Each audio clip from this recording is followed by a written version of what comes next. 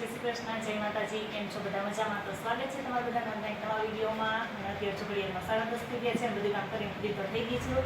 અને આજે મારે બનાવે છે સિંગ. તો જો અહીંયા દાણા લઈ લીધા છે, પણ દાણા કેટલા ટાઈમથી પડ્યા હોય એટલે સેજ મેં જોયું તો અમુક દાણા છે એમાં ખરાબ નીકળે છે. તો હું પહેલાં તમે બધા દાણા જોઈ લઉં, કેમ કે સિંગ બનાવીને એકાદો દાણો જો ખરાબ મોઢામાં આવી જાય ને તો આખું મોઢું બગડી જાય એમ.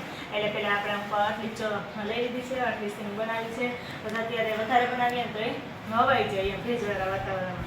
તો હું પહેલાં સાફ કરી લઉં અને ખરાબ દાણા હોય ને આપણે એમાંથી વીણી લઈએ. અને પછી આને થોડીક વાર છે ને ગરમ પાણીમાં મીઠું નાખીને પલાળી છે. ઘણા એમણે ખાલી મીઠાવાળું પાણી એમાં નાખી દે પછી સૂકવી દે એમ કરે. તો ગરમ પાણી કરી અને થોડીક વાર એમાં રહેવા દેવા છે 10-15 મિનિટ અને પછી સૂકવી દેવા છે. અને આપણે સૂકવીએ ને તાજું કદાચ કરીએ ને તો એ સિંગ શેકાઈ તો જાય, પણ સૂકવીને પછી મારે કરવા છે એટલે સરસ કડક થાય એમ. તો હવે આને સરસ સાફ કરી અને પછી આપણે ગરમ પાણીમાં પલાળી દઈએ. તો દાણા જો સરસ મજાના ઉકળી ગયા છે આપણા. અને હવે છે ને આપણે એને ભાતિયામાં કાઢી લઈએ અને પછી એને સુકવવા માટે મૂકી દઈએ. બપોર પછી સુકાઈ જાય ને એટલે આપણે સિંગ છે ને સરસ મજાની શેકી લઈએ એટલે આપણી સિંગ થઈ જાય તૈયાર. તો જો મેં સવારે કીધું હતું એમ કે મારે સિંગ બનાવી છે, તો સિંગ જવા દાણા છે ને સરસ મજાના હવે સુકાઈ ગયા છે. આપણે તડકે સૂકવી દીધા હતા, બહુ મસ્ત જો થઈ ગયા છે. અને હવે શેકવા છે તો કાલે ચૂલે શેકી નાખવું. તો જો ચૂલે આ કઢાઈ લઈ લીધી છે, કેમ કે કાળું તર્યું હોય ને એ લેવી પડે, ને કરતાં ચૂલે ગમે એ વસ્તુ મૂકીએ ને તો એ કાળી થઈ જાય. એટલે આ નાની કઢાઈ લઈ લીધી છે ને એ જ આપણે ચૂલા ઉપર મૂકી. તો જો અહીંયા રેતી લઈ લીધી છે ને રેતી નાખીને જ આપણે શેકી નાખીશું. જો આપણે ઘણા મીઠામાં શેકતા હોય કે આની કઢાઈની અંદર મીઠું નાખીને પછી આપણે સિંગ શેકીએ તો પણ હાલે. હું ઘણી વખત મીઠાથી શેકું છું, પણ અત્યારે આ ભેજવાળું ને એવું વાતાવરણ છે ને એટલે મીઠું આપણે મીઠાથી શેકીએ તો એકદમ જોઈએ એવી કડક થાય નહીં, કેમ કે મીઠું છે એ એકદમ ભેજવાળું વાતાવરણ હોય એટલે એ રહે એમ, એટલે ભીનું જ લાગે. એટલે સિંગ જોઈએ એવી સરસ ન થાય. એટલે જો મેં રેતી જ લીધી છે. એટલે ક્યારે ચોમાસામાં આપણે સિંગ બનાવીએ ને તો આપણે રેતી જ લેવાની હોય. તો હાલો ફટાફટ જો આપણો તાપય થઈ ગયો છે એટલે આપણે શેકવાનું કામ ચાલુ કરી દઈએ. હમણાં કીધું તેમ કઢાઈમાં જ રેતી નાખી દીધી અને આપણે સિંગ શેકવાનું કામ છે ને ચાલુ કરી દીધું છે. ચૂલા ઉપર જ આપણે સિંગ શેકી નાખીએ. અને મીસુબેન તો જો સ્કૂલેથી આવી સીધી રમવા આવી ગઈ છે. મેં કીધું થોડી વાર ઊભી રહે, આપણે સિંગ બનાવી છે તો એમ નહીં કે મારે રમવા જવું છે. તો જો મીસુબેન રમવા આવી ગયા છે અને મેં અહીંયા જો સિંગ શેકવાનું કામ ચાલુ કરી દીધું છે. આજે છે ને રસોઈમાં મારે બનાવી છે ભાખરી. એટલે ભાખરી બનાવવાની હોય તો મોડી જ હોય, કેમ કે ગરમા ગરમ જ હોય. એટલે નકર તમારે અત્યારે ઘડિયાળમાં જો 6:30 થવા આવ્યા છે એટલે રસોઈ અત્યારે જો કે બનવા માંડી હોય. આજે ભાખરી બનાવી છે ને એટલે મોડી બનાવી છે, એમ તો ગરમા ગરમ જ ખાવાની હોય. એટલે હું બાઈલ અત્યારે પહેલાં સિંગ શેકી દઉં અને એને હજી વાર છે ને એટલે બે કામ થઈ જાય.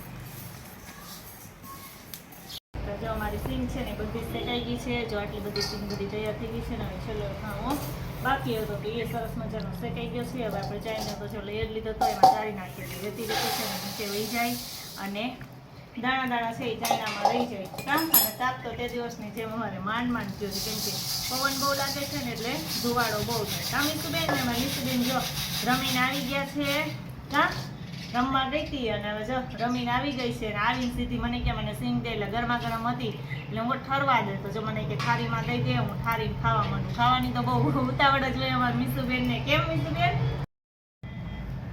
જય શ્રી કૃષ્ણ, જય માતા.